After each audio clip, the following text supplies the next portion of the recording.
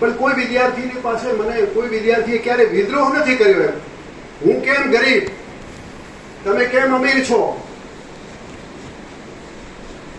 એવો વિદ્રોહ કોઈએ કર્યો નથી. પણ લેખક જ્યારે લખે છે ત્યારે લેખક આ વિદ્રોહની વાર્તા લખે છે.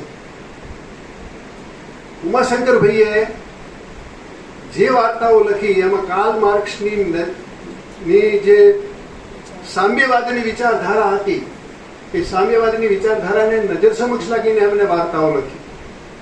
પોતે ગાંધીવાદી હતા. ગાંધીજીએ એક સિદ્ધાંત આપ્યો સર્વોદયનો. કાર્લ માર્ક્સે તો એમ કહ્યું કે પૈસાદાર માણસોને મારી નાખો, બધું ઝૂંટવી લો, ગરીબોને વેચી દો, બધાને હરખા કરી દો. 1917માં રશિયાની અંદર ક્રાંતિ લેનીને કરી, તમામ પૈસાદારોની સંપત્તિ લૂંટી લીધી, બધાને વેચી દીધી, બધા હરખા, કોઈ ગરીબ નહીં, કોઈ પૈસાદાર નહીં. આમ તો મજા આવે ને, આપણે ઝૂંપડીવાળા હોઈએ ને આપણને કોઈ સારું રહેવાનું મળતું હોય, 2-3 જોડ કપડાં હોય અને પછી 8-10 જોડ કપડાં આપણને મળે. અમીરોના ઘરની અંદર 100 જોડ કપડાં હોય છે. ઉમાશંકરની વાર્તાઓ એવી છે, એક ગોદડી વાળી વાર્તા છે. એમને ઓઢવા માટે રાત્રે એક નાનકડી ઝૂંપડી છે, એટલે નાનકડું મકાન છે 10 બાય 15 5 જણા છે. ખીચડી ઓરે ને, ખીચડી જયારે ઓરી ત્યારે થોડી ખીચડી હતી, 3 જણા ખાઈ શકે એટલી ખીચડી. હવે 2 જણા તો ભૂખ્યા રહે, કરવું શું? પછી એમાંનો એક જણો એટલો એક વિદ્યાર્થી એવો હતો, એને કીધું કે હું તો કે બહાર જમીને આવ્યો છું. બીજા એમ કીધું કે આજે તો મને પેટમાં દુખે છે, તમે 3 જણા ખાઈ લો. એટલી બધી ઠંડી પડે છે કે સગડી હળગાવી છે, સગડીના કોલસા બુઝાઈ ગયા. સગડી પણ ધીમે ધીમે પોષ મહિનાની ઠંડીની અંદર સગડી પણ ઠંડી થવા લાગી. તો ઉમાશંકર વર્ણન કરે છે કે સગડી હાથમાં પકડી અને આમ હાથને અડાડે કે જો થોડી ગરમી હોય તો અંદર આવે. આ ગરીબીનું વર્ણન એમણે કર્યું છે. આટલી અસહ્ય ગરીબીની અંદર જીવતા લોકો વિશે એમને આ બધી વાર્તાઓ લખી છે. એક એની વાર્તા ઝાકડિયું છે. હવે આ ઝાકડિયું જે વાર્તા છે, હું સાથે સાથે મારી વાત પણ તમને કરતો જાઉં. ઝાકડિયા વાર્તાની અંદર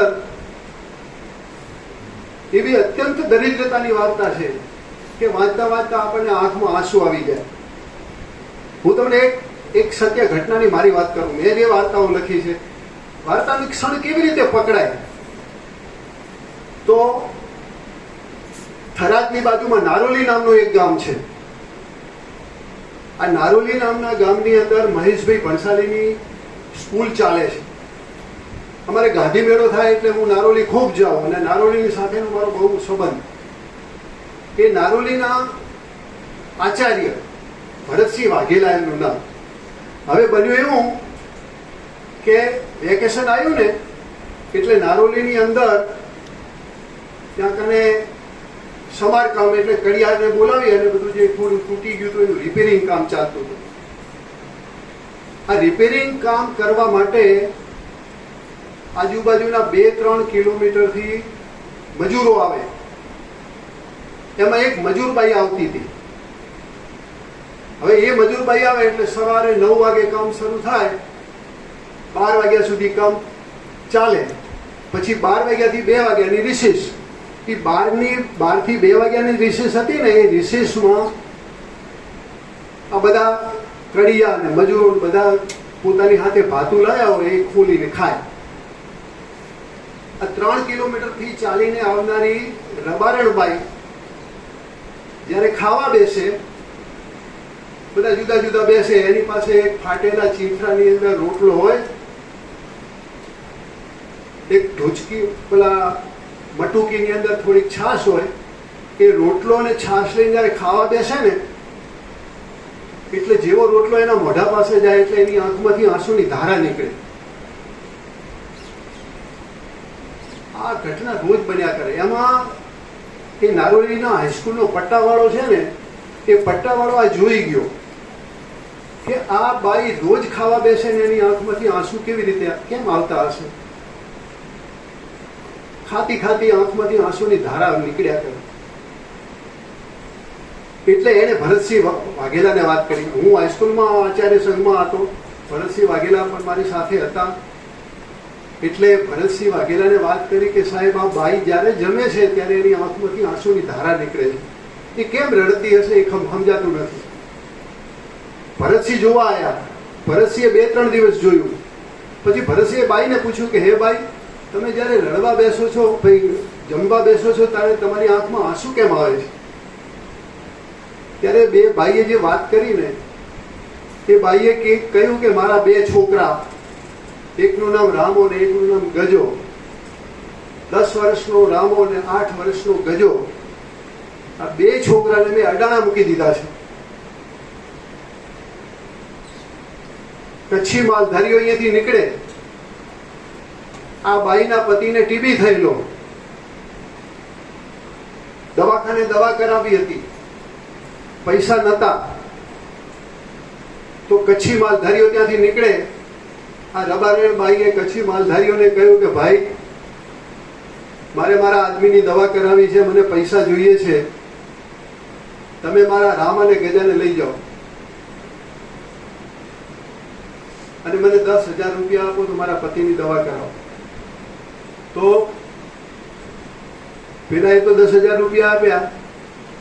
કચ્છી માલધારીઓ ત્યાંથી નીકળ્યા. ચાલતા ચાલતા ચાલતા એ લોકો તો છેક ચંબલની ખીણની અંદર ઢોર ચરાવવા જાય.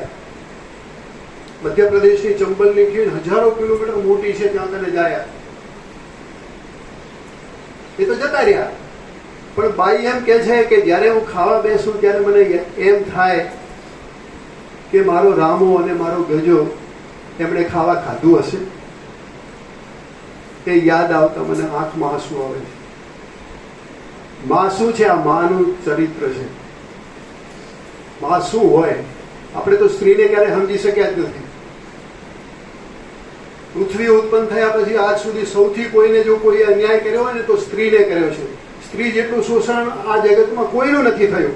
મેં ખૂબ વાર્તાઓ સ્ત્રીઓ ઉપર લખી છે અને આવી શોષણની વાર્તાઓ મેં જોઈ છે ને લખી છે. એની આંખમાંથી એ કે મને મારો રામો ને ગજો યાદ આવે છે કે એમણે ખાવા ખાધું હશે કે નહીં ખાધું હોય. સવાલ ખાવા તો એવો આપતો જ હશે. ભરવાડ, ગુરુ ભરવાડ એનું નામ હતું, જે લઈ ગયો હતો એ ખાવા તો આપતો જ હશે, કારણ કે બકરા ઘેટા ચરાવવા ચંબલની ખીણમાં આપણે બળદને ખાવા આપીએ છીએ અને આપણે ઉપકાર કરતા હોય એ રીતે આપીએ છીએ. આપણે ઊંટને ખાવા આપીએ છીએ, એના ઉપર જુલમે કરીએ છીએ અને ખાવાય આપીએ છીએ. આપણી દયા અને જુલ્મ બે સાથે સાથે ચાલે છે. બળદને બાપ કહેવાનો ને મારવાનો